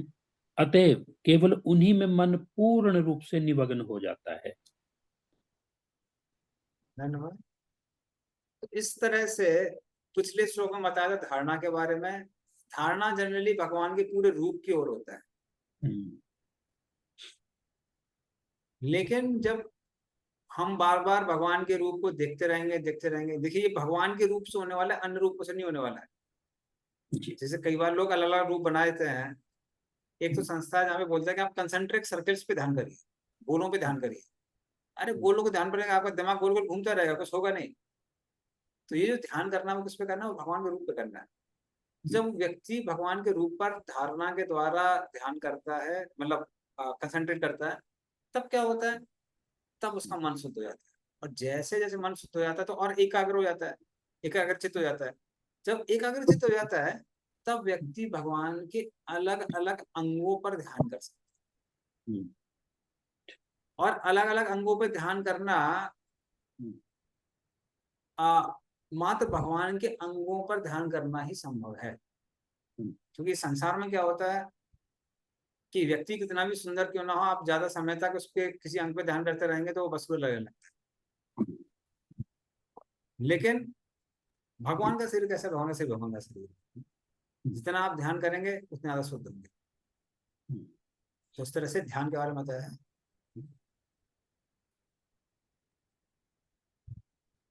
नेक्स्ट श्लोक। इसमें प्रभु जी समाधि का वर्णन नहीं आया। अभी आएगा। धारणा के बाद ध्यान आता है, ध्यान के बाद फिर समाधि आती है। रजस्तमोभ्याम आक्षिप्तम विमूढ़म मन आत्मनः यच्चित्धारणया धीरो हन्ति या तत्कृतं मल्लम। बढ़िया। मनुष्य का मन सदैव भौतिक प्रकृति के रजोगुण द्वारा विचलित और तमोगुण द्वारा मोहग्रस्त होता रहता है, किंतु मनुष्य ऐसी धारणाओं को भगवान श्री विष्णु के संबंध द्वारा ठीक कर सकता है और इस तरह उनसे उत्पन्न गंदी वस्तुओं को स्वच्छ करके शांत बन सकता है। हरे कृष्ण। धन्यवाद। तो मान लीजिए आदमी ध्यान करने का प्रयास कर रहा है, पर किंतु क्या हो रहा है? मन विचलित हो रहा है। हाँ, क्योंकि रजोगुण है, तमोगुण है, रजोगुण के कारण बार बार जो मन है वो इंद्रियों को विषय पे जाता है। तमोगुण के कारण बार बार नींद आ जाती है, ध्यान कर रहे हैं कहीं और सपना दिखाना चालू हो गया, खुर्राटा लेना चालू हो गया। तो अभी ये सब होने लगा तो क्या करना चाहिए, बार बार मन को भगवान विष्णु में लगा के मन को रजोगुण और तमोगुण से मुक्त करना चाहिए।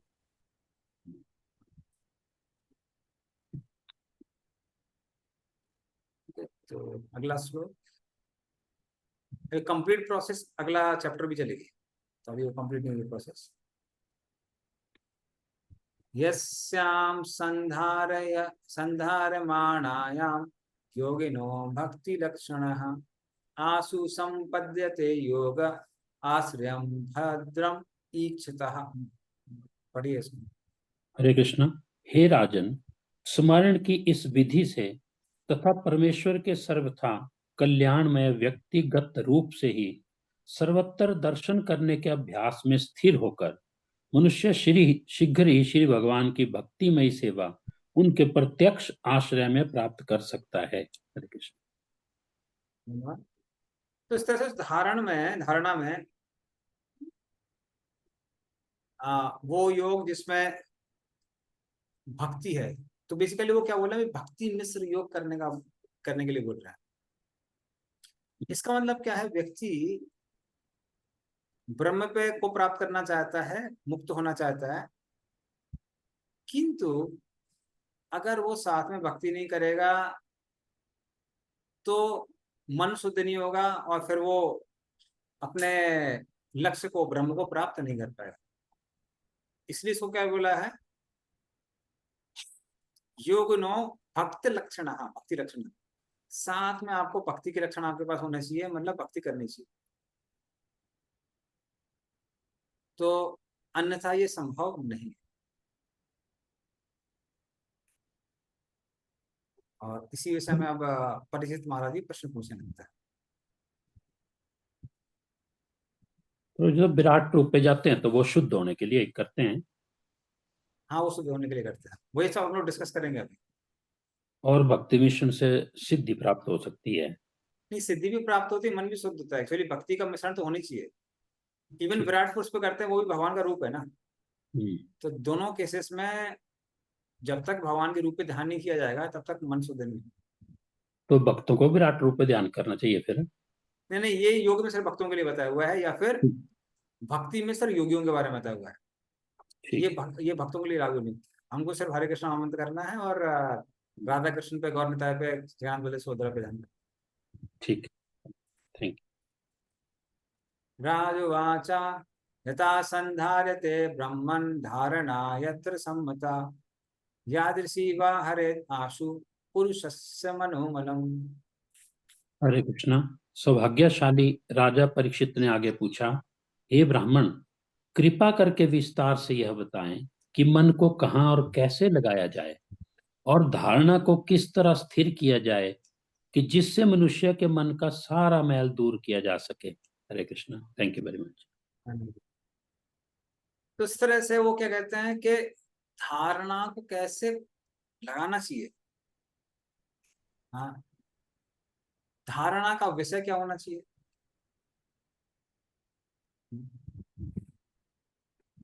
तो वैसे ऐसा नहीं है कि परीक्षित महाराज बहुत इंटरेस्टेड थे इसमें, योग मिश्र भक्ति में या फिर भक्ति मिश्र योग में। वो एज ए स्टूडेंट पूछ रहे थे कि धारणाओं किस में लगाना चाहिए, धारणा का विषय क्या होना चाहिए, और किस तरह से व्यक्ति जल्दी से जल्दी मन को पवित्र कर सकता है। तो उस विधि को आप कृपया करके बताइए। तो वो फिर से क्या करते हैं, सुखदेव गोस्वामी कंटिन्यू करते हैं।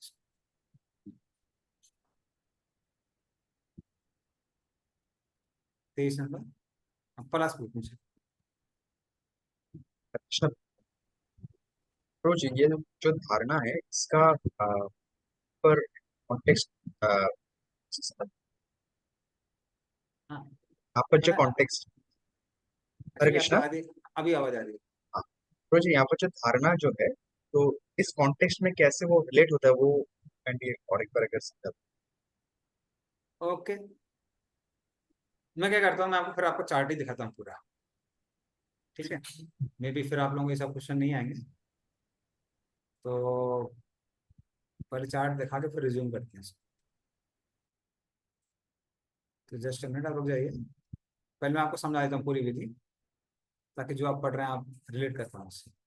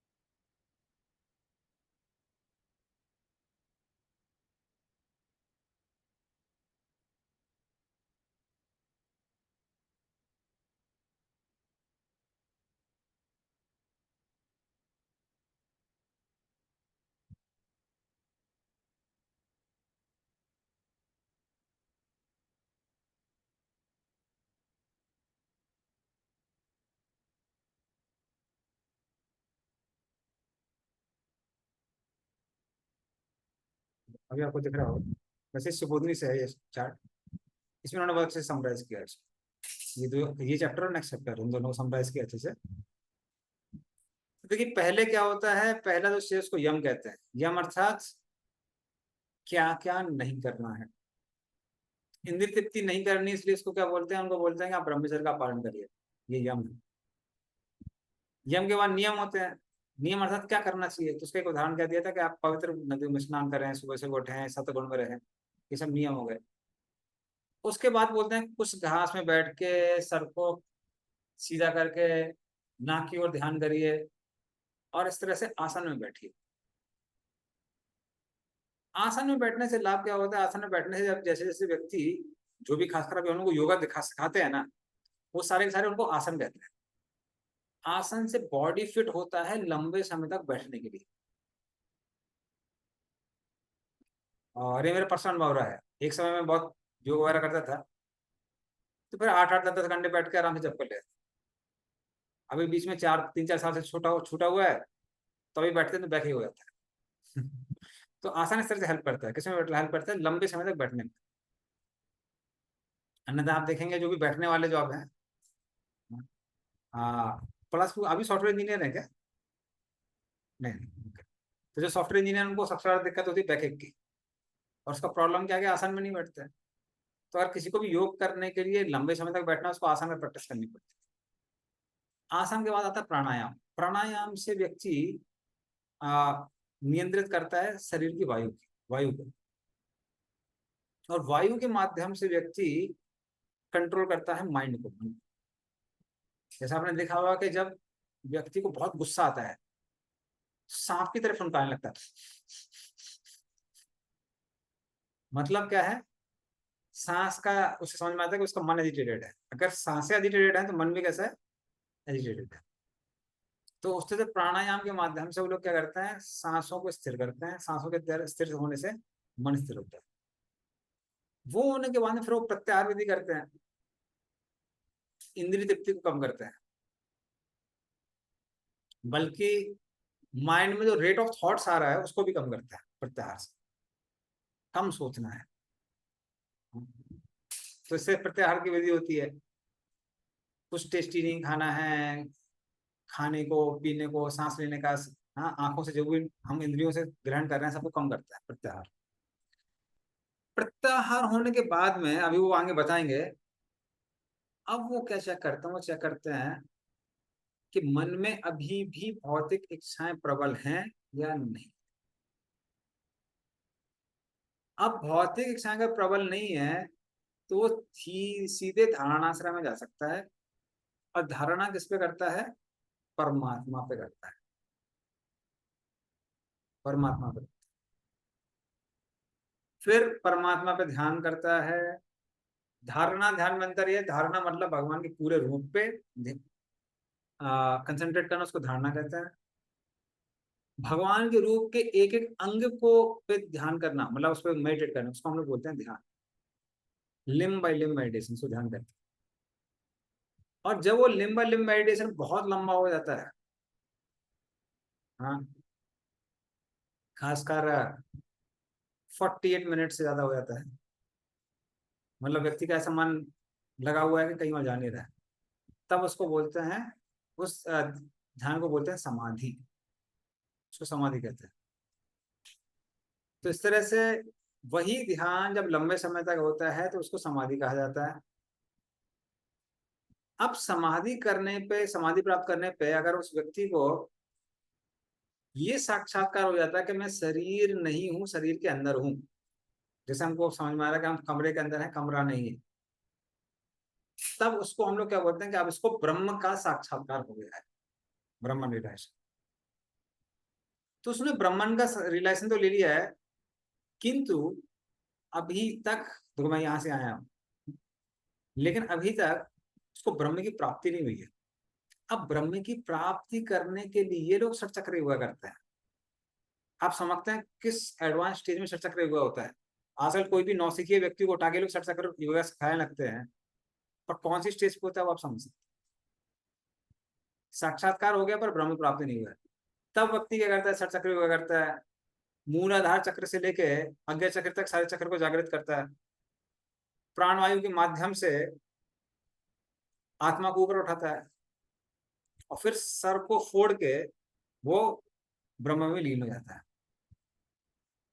तो ये प्रक्रिया है, ये उनके लिए है जिनकी भौतिक इच्छाएं खत्म हो गई है। किंतु जिनकी भौतिक इच्छाएं खत्म नहीं हुई है, उनका धारणा आश्रय होते हैं विराट रूप। विराट रूप के ऊपर लंबे समय तक व्यक्ति ध्यान करता है, कई सालों तक ध्यान करता है, फिर वो अपने इच्छाओं पे को टेस्ट करता है, क्या मेरी इच्छाएं खत्म हो गई हैं? हाँ, तो इच्छाएं अगर खत्म हो गई हैं, तब वो परमात्मा पे ध्यान करके फिर से उसी पद्धति पे जा सकता है जैसे पहले अन्य लोग जाते हैं जिनकी इच्छाएं खत्म हो गई। किंतु लंबा समय हो गया है पर इच्छाएं अभी हैं। यस, यस, मतलब है अभी इच्छा, और इच्छाएं अभी हैं, और मृत्यु पास में आने लगती है, तब वो लोग अलग मार्ग अपनाते हैं, क्रम मुक्ति कहते हैं। तो उससे मैं कई कई बार जो शिष्य लोग हैं, शिष्य लोग भी हेल्प करते हैं गुरु की। जैसे हम बताएंगे, नाम नहीं बताएंगे, पर एक संप्रदाय में ऐसा है कि गुरु कई बार देखता है कि अरे अभी भी लंबा समय चला गया है लेकिन अभी भगवान की ओर ध्यान नहीं जा रहा है, तो शिष्य शिष्य को एक नारियल देता है, ये नारियल देता है, और बोलते इसको यहाँ पे फोड़ना, मृत्यु के समय का, जब प्राण छूटने वाले हैं, मुंह खुल रहा है, तो उसको यहाँ फोड़ देता है। यहाँ फोड़ते हैं तो फिर वो क्या हुआ है, फिर वहां यहाँ से आत्मा जाती है, और फिर वो जो मार्ग अपनाते हैं उसको क्रम मुक्ति कहते हैं। क्रम मुक्ति में पहले व्यक्ति वैष्णव लोग जाता है, वहां पर इच्छाओं को पूरा करता है। शिशु मार्ग लोग जाता है, वहां इच्छाओं को पूरा करता है। महर लोग जाता है, वहां इच्छाओं को पूरा करता है। ब्रह्म लोग जाता है, फिर इच्छाओं को पूरा करता है। पृथ्वी में जाता है, पृथ्वी की जो ब्रह्मांड में कवरिंग है, पृथ्वी में गंध होती है, जो भी सूंघने की इच्छा होती है, ये फ्रेगनेंस, वो फ्रेगनेंस, सारी इच्छाएं पूरी कर लेता है। वो पूरा होने के बाद में फिर वो जाता है जल में, वहां जो चखना है, पिज्जा, पास्ता, रसगुल्ला, गुलाब जामुन, ये वो जो करना है, सब इच्छा पूरी कर लेता है। वो करने के बाद में फिर जाता है अग्नि की कवरिंग में, वहां पे जो जो दिखने की इच्छा थी, स्विट्जरलैंड देखना है, न्यूयॉर्क देखना है, स्वर्ग देखना है, पाताल देखना है, जो देखना है सब देख लेते हैं। फिर वायु में जाता है, जो जो टच करने की इच्छा थी वो पूरी हो जाती है। फिर जाता है आकाश में, जो जो सुनने की इच्छा थी वहां पूरी करता है। फिर अहंकार की इच्छा पूरी करता है। फिर महातत्व में आता है, फिर प्रधान में जाता है, और उसके बाद में अंत में वो ब्रह्म को प्राप्त कर लेता है। तो ये मार्ग बहुत लंबा है, क्रममुक्ति वाला जो मार्ग है, इसमें अनगिनत समय चला जाता है। किंतु जो लोग रिस्क नहीं लेना चाहते हैं, कई बार वो लोग क्या करते हैं, क्रम मुक्ति का मार्ग ले लेते हैं। कोई डर लगता है कि ऐसा ना हो अगला जन्म हो जाए तो फिर से फंस जाए। तो इस तरह से ये दो मार्ग हैं, ये अष्टांग योगियों के लिए बताया गया। तो ये ऑथेंटिक है। बाकी कई लोग अपना नया नया कुछ कुछ बोलते रहते हैं कि अरे ग्रंथों में जो नहीं लिखा है हम वो शॉर्टकट मार रहे हैं, वो शॉर्टकट मारने वाले सब फालतू हैं, वो बकवास करते रहते हैं। ऐसे आपको राधा कुंड नहीं मिल जाएंगे, कुछ लोग बोलते हैं 6 महीने में भगवान के दर्शन कराने वाले, तो ऐसा नहीं होता है, खिसना पड़ता है तब मिलता है। उन्होंने भी 6 महीने में प्राप्त किया था ध्रुव महाराज ने, पर किस लेवल की तपस्या की थी वो हम लोग कर ही नहीं सकते, मर जाएंगे। हमारे भक्त हैं वो प्रभुपाद के टाइम पे प्रभुपाद की पुस्तक पढ़ के बहुत इंस्पायर हो गए थे, वो चले गए थे मधुबन में तपस्या करने के लिए। 3 दिन रुके, इतना मच्छरों ने काटा। हाँ, रात को दौड़ के आए, वो भी रात को इसलिए दौड़ के आए थे क्योंकि ऊपर कुछ पहना नहीं था। ध्रुव महाराज की पिक्चर देख के एग्जैक्टली वैसी वेश धारण करके गए थे। तो रात को वो वक्त हमारे हाँ कृष्ण बलराम मंदिर का गेट खटखटाने लगे। तो जो वहां पे वो है संतरी गार्ड, उसको लगने लगा कोई डाकू आया है। तो उन्होंने क्या किया, वो दूर से घंटा बजाने लगे। तो रात को सारे भक्त लोग जग रहे थे, सॉरी सो रहे थे, वो सब जाग गए। जाग के दौड़ के आए तो देखा, अरे बोले कोई डाकू वाकू आ गए हैं। तो सारे भक्त लोग अपना तैयार थे लड़ने के लिए। फिर देखा ये भक्त दीवार फांद के आया है नीचे, सारे भक्तों ने टॉर्च लगा दी। देखा तो ये बेचारा अपना सुकुड़ के बैठा हुआ था। तब उसने बताया कि हम तपस्या करने गए थे, 3 दिन में वापस आ गए। तो इस तरह से शॉर्टकट नहीं होता है, ये पूरे मार्ग से जाना। ठीक है, अभी को किसी को कोई क्वेश्चन है? प्रभु जी तो वरना खटवांग राजा है, यही इतिहास में एक उदाहरण है जिन्होंने जो है एक क्षण में ही प्राप्ति कर ली थी भगवत प्राप्ति, या ध्रुव महाराज का उदाहरण लेते हैं 6 महीने के अंदर भगवत प्राप्ति की। हाँ देखिए, अभी 6 महीने में ध्रुव महाराज का उदाहरण ले सकते हैं। उसे खटवांग महाराज हैं, खटवांग महाराज का भी उन्होंने बचपन में तपस्या की है, वो भगवान के भक्त रहे। अच्छा जी। तो हम लोग वाले बोलते हैं कि एक क्षण में ले लिया, हम्म, लेकिन अन्यथा अरे कुछ समय का टाइम मिलेगा तो लोग तो अपनी सारी इच्छाएं पूरी करने चाहते हैं उसमें। हम्म, तो अगर कोई इंद्रिय तृप्ति करने वाला था, स्वर्गलोक गया है, तो बोलते हैं यार मरने से पहले कम से कम स्वर्ग में कुछ तो आनंद आस्वादन लेने। करके आए, आनंद लेके आए। जी। वो तो भगवान के भक्त थे, उनको बोल उनको लगा ये सब बेकार है, हम्म, भगवत धाम जाएंगे। तो पहले से उन्होंने कुछ किया। ठीक। ठीक है, plus two question answer. Yes प्रभु। चलिए, ओके, सुमित चतनपुर।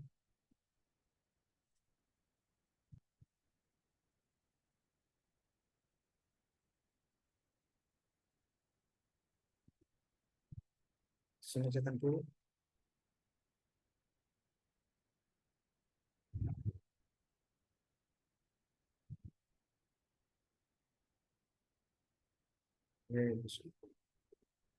ठीक है, कोई बात नहीं। तो सर हम देख सकते हैं ये कैसे अष्टांग के बारे में बता रहे थे। तो बता रहे थे कि कैसे आ, व्यक्ति को पहले क्या करना चाहिए,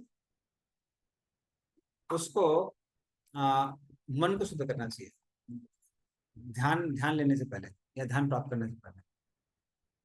और फिर वो परीक्षित महाराज पूछते हैं, कहते हैं कि कौन सा मार्ग है मन को पूर्ण रूप से शुद्ध करने का। तो उसके बाद वो अगला श्लोक बोलते हैं, श्री सुकवाचा जितासनो जित श्वासो जित संगो जितेन्द्रिय स्थूले भगवतो रूपे मना संधारयेद धिया। हरे कृष्णा। श्रील सुखदेव गोस्वामी ने उत्तर दिया, मनुष्य को चाहिए कि आसन को नियंत्रित करे, यौगिक प्राणायाम द्वारा श्वसन क्रिया को नियमित करे और इस तरह मन और इंद्रियों को वश में करे। फिर बुद्धि पूर्वक मन को श्री भगवान की स्थूल शक्तियों अर्थात विराट रूप में लगाए। हरे कृष्णा। Thank you. इस तरह से जब सुखदेव गोस्वामी सुनते हैं कि अरे हाँ भाई, प्रैक्टिकल बात तो यह है कि भाई इतना करने के बाद भी कई लोगों की बुद्धि शुद्ध नहीं होती है। जो हमने वहां पे यू टर्न दिखाया था ना चार्ट में, तो उस यू टर्न के बारे में बता रहे हो कि ठीक है, अगर आपकी बुद्धि शुद्ध नहीं हो रही है तो क्या करिए। हाँ, जित आसन हो, पहले आसन अलग अलग करके शरीर को स्वस्थ बनाइए। जित श्वास हो, प्राणायाम कर करके जो अलग अलग सांसें हैं उन पर नियंत्रण प्राप्त करिए। जित संग हो, हाँ, उसके बाद अपनी इंद्रियों को जीतिए ताकि वो इंद्रियों के विषय से संपर्क में न रहे। या फिर ग्रॉसली आप उस जगह पे नहा रहे हैं जहां पर इंद्रियों के विषय उपलब्ध है, फिर भी इंद्रियां परेशान करेंगे क्योंकि पुराने इम्प्रिंट है। उसके लिए क्या करिए, जित इंद्रिय, अब इंद्रियों को वजह करिए, उनको साफ करिए, स्वच्छ करिए। और फिर वो करने पे भी आपको लगता है कि बड़ी कठिनाई हो रही है, तो स्थूले भगवतो रूपे मना संधारे दिया। तो जो भगवान का स्थूल रूप है, जिसको हम लोग क्या बोलते हैं, विराट पुरुष, उन विराट पुरुष पर ध्यान करिए। वो आपके धारणाशय बनेंगे, और जब उन पर आप ध्यान करेंगे धीरे धीरे करके आपका मन स्वच्छ हो।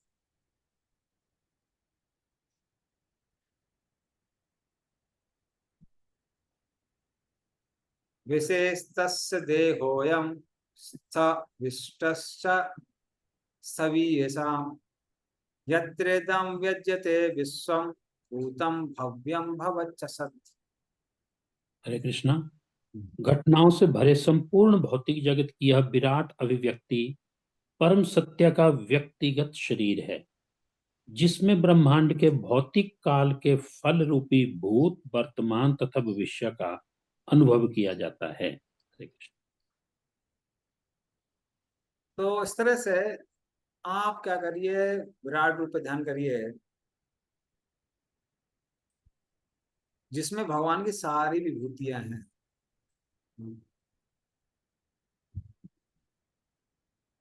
उससे क्या होगा, क्योंकि मन का क्या काम है, वैरायटी को देखना।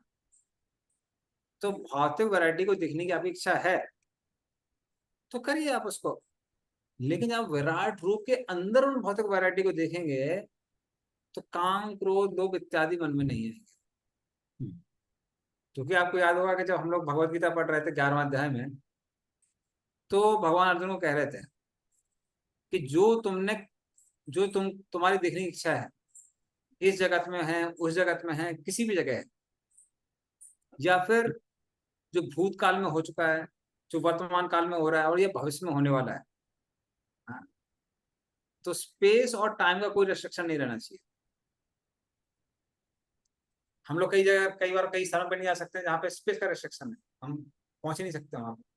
या टाइम का रिस्ट्रिक्शन है, जो चीजें पहले हो चुकी है हम वो नहीं देख सकते। जैसे कई बार भक्त लोग बोलते हैं अगर टाइम मशीन से पहले जा सकते हैं तो कृष्ण का फोटो लेके आ जाता है, चैतन्य महाप्रभु का फोटो लेके आ जाता है। कि हम टाइम में पीछे नहीं जा सकते तो नहीं कर सकते।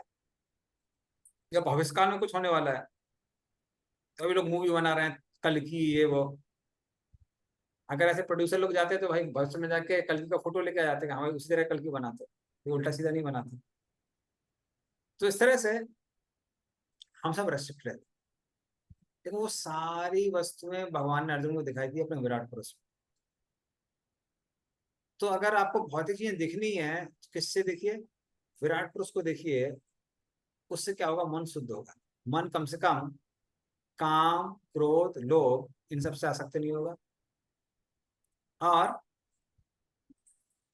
आपकी इच्छाएं पूरी हो जाएंगी। तो आप धारणाश्रय उनको बनाएंगे।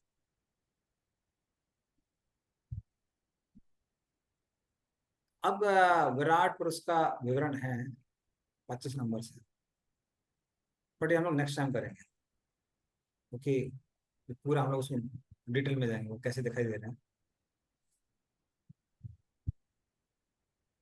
ओके, तो 25 नंबर श्लोक से नेक्स्ट टाइम करेंगे। अभी किसी कोई क्वेश्चन है तो पूछ सकता है, वरना फिर हम लोग एंड करते हैं। प्रभु जी, इस अध्याय का टाइटल प्रभुपाद जी ने दिया है ईश अनुभूति का प्रथम सोपान। इस पे थोड़ा प्रकाश डालेंगे क्या? सेकंड सोपान, थर्ड ऐसे भी आएगा आगे, आते हैं? नहीं नहीं, ऐसा नहीं होगा। हम लोग कहने का मतलब है कि बिगिनिंग है। अच्छा जी। तो क्योंकि यहाँ पे विराट पुरुष का विवरण आने वाला है, तो जो लोग सिर्फ स्थूल चीजें ही देख सकते हैं उनको पहले बोल देंगे ठीक है आप विराट पुरुष पे ध्यान करें, इसलिए प्रभुपाद ने जी। और जो पिछले इसमें 10वें अध्याय में भी बोलते हैं कि श्रीमद् भागवतम सभी प्रश्नों का उत्तर है, उसका का तात्पर्य है कि जो मर्जी प्रश्न हो भागवत में उसका उत्तर मिल जाएगा, जैसे गीता के लिए कहते हैं। हाँ देखिए, जो मर्जी हम बोल रहे हैं, जो मर्जी मतलब आध्यात्मिक मार्ग में चलने वालों के लिए। अब ये नहीं कोई बोलेगा कि नहीं नहीं हमको ये सर्जरी का ऑपरेशन के लिए ये चाहिए वो चाहिए, वो सब नहीं है। आध्यात्मिक मार्ग में जिसको जो चाहिए उसको मिलता है। ठीक ठीक, थैंक प्रभु जी, जो लोग हाँ। स्पेस में जाते हैं वहाँ टाइम और इसका इन्फ्लुएंस होता है सेम या डिफरेंट होता है? सेम नहीं होता है, डिफरेंट होता है। और लेकिन उतना क्या बोलते हैं इसको, चीज उतना ड्रास्टिक नहीं होता कि उसको फील कर सकते। अभी जहां तक हम जा रहे हैं, अब मान लीजिए वो सक्सेसफुली किसी और लोक में जाते हैं और लंबे समय तक रहते हैं, तो बात अलग होती है। क्योंकि वहां से जो लोग लौट के आते हैं उनका अनुभव यह है कि परिस्थितियां अलग हैं। पर प्रॉब्लम क्या, परिस्थितियां जो अलग हैं, आप वो परिस्थितियां अलग हैं उसको कैसे, किस मापदंड पे आप उसको समझ पा रहे हैं, वो इम्पोर्टेंट है। जैसे फॉर एग्जाम्पल, अगर आपको लग रहा है कि बुढ़ापा ज्यादा बढ़ गया है या फिर बुढ़ापा नहीं गया है, तो आप ये बोल सकते हैं कि वहाँ का एनवायरनमेंट अच्छा था खराब था, आप वैसे भी इंटरप्रेट कर सकते हैं।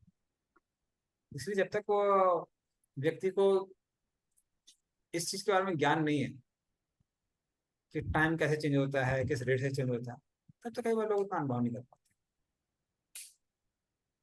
इट्स लाइक परसेप्शन, लोगों के परसेप्शन अलग होते हैं ना। जैसे कई बार यहाँ पे भी इस धरती पे कई बार कुछ लोग बीमारी हो जाती है कि जो हर साल एक एक साल, हर दिन एक एक साल उनकी आयु बढ़ती रहती है।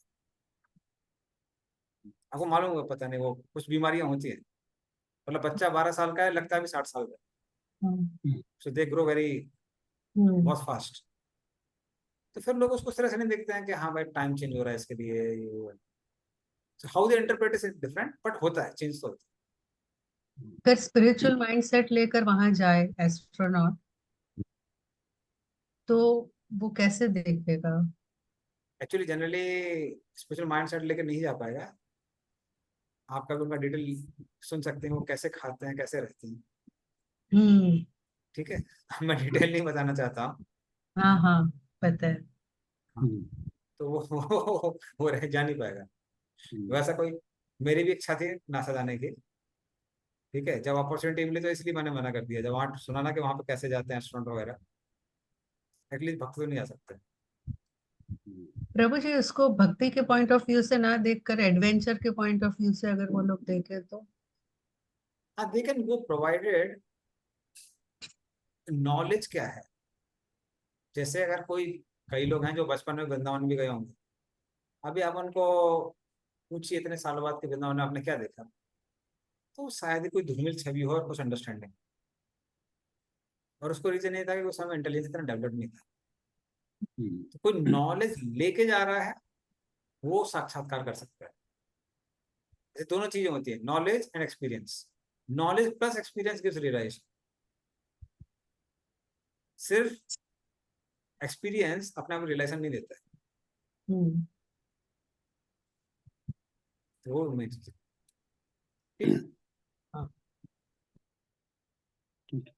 ओके। प्रभु जी, 18 ग्रंथ रख दे दिए हैं व्यक्ति के सामने, 18 ग्रंथ रखे जाएं हमारे पुराणों के, और ये ना बताया कि जाए कौन सा ग्रंथ है, तो उसमें से कैसे पता लगेगा कि ये भागवत पुराण ही है?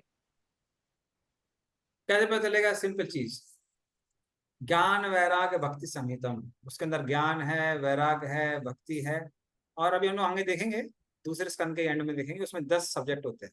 अत्र सर्गो विसर्ग स्थानम भूतम विद्या ठीक मनोन्तर ईशान होता है निरोध मुक्ति रास्ते।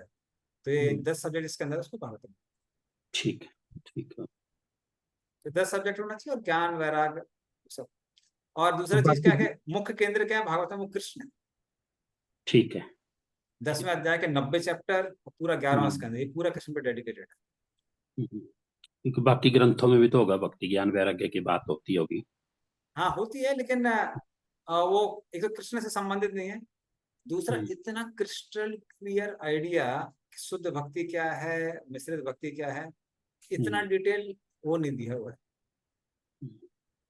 थोड़ा डिफरेंस है अन्य ग्रंथों और उसमें, बहुत नहीं डिफरेंस। जैसे भागवत आप देखेंगे कहीं भी वर्णाश्रम को उतना एम्फेसाइज नहीं किया है, उसको बैकग्राउंड में रखा हुआ है। लेकिन अन्य ग्रंथों में आप देखेंगे कई बार आपकी जो ड्यूटी है वर्णाश्रम की, ये सब इन पे काफी एम्फेसाइज करते हैं। तो ये भागवतम और अन्य ग्रंथों में मतलब पंचम पुरुषार्थ की बात करता है ये। हाँ, और सेकंड श्लोक में जो दिया 1-1-2 में धर्म प्रोजित कहते हुए अत्र परमो निर्मत्सराणाम सदा, बाकी को बार कर दिया है। बाकी वो बात ठीक है, ओके। और संतुष्टि भी इसी से मिलेगी, जब स्वयं नारायण को व्यास देव जी को नहीं मिली तो इंसानों की तो क्या बात करें। कैसे मिलेगी। ठीक, थैंक यू वेरी अगर मच। श्रीमद् भागवतम की जय, श्रीमद् भागवत राम जगत गुरु बसंत प्रसन्न जय, प्रसन्न लक्ष्मी प्रसाद।